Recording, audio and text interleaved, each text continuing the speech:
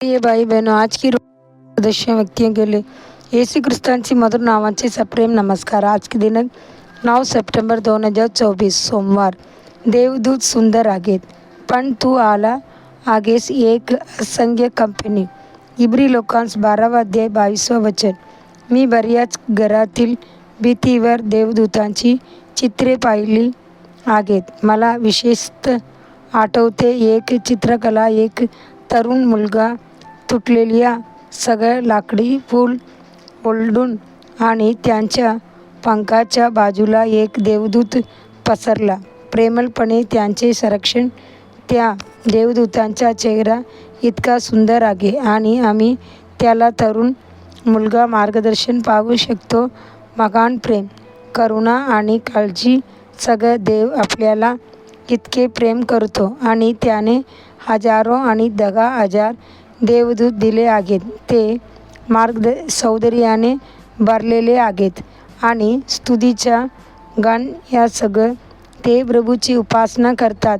त्यांची वेळी आई देखील आमच्यासाठी आत्मा व्यवस्थापित म्हणून पवित्र शास्त्र म्हणते, तो आपल्या देवदूतांना तुमच्या सर्व मागणी ठेवील, त्यांचे हातात तुम्हाला धरून टाकील, तुम्ही आपल्या पायावर दगड फेकून द्याल।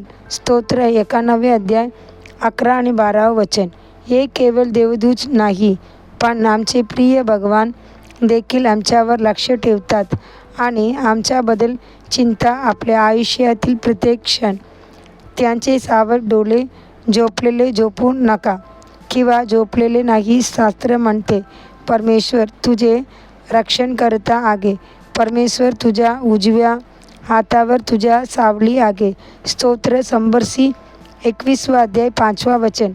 मी एक देवाचे देवदूत इतके सुंदर आहेत, आपण कल्पना करू शकता की आपला प्रभू किती सुंदर आहे। तो शेरोनचा गुलाब आहे आणि घाट्याच्या लिली आहे। तो आहे मुख्य हजारो आणि 10,000 मध्ये। तो एबी आहे एक सुंदर आमचा प्रभू प्रेम आणि सौंदर्याने भरलेला। देवदूतांनी महान सौंदर्याने निर्माण केले।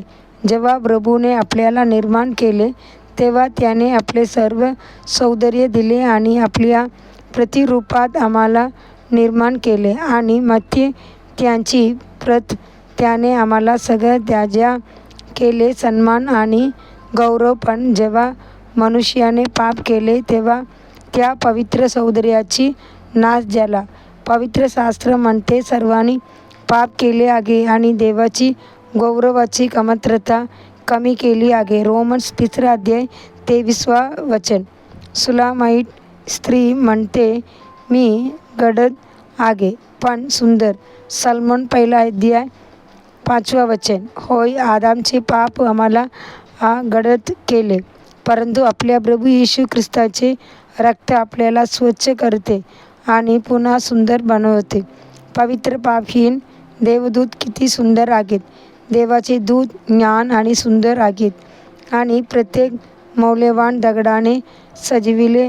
सर्दयोच, पुष्कराज, किरा, बेरिल, गोमेद, यफ्रा, नीलमणी, फर्को आणि सोने सगळे पिल्ले। एजेकिएल 28 अध्याय 12 आणि 13 वचन।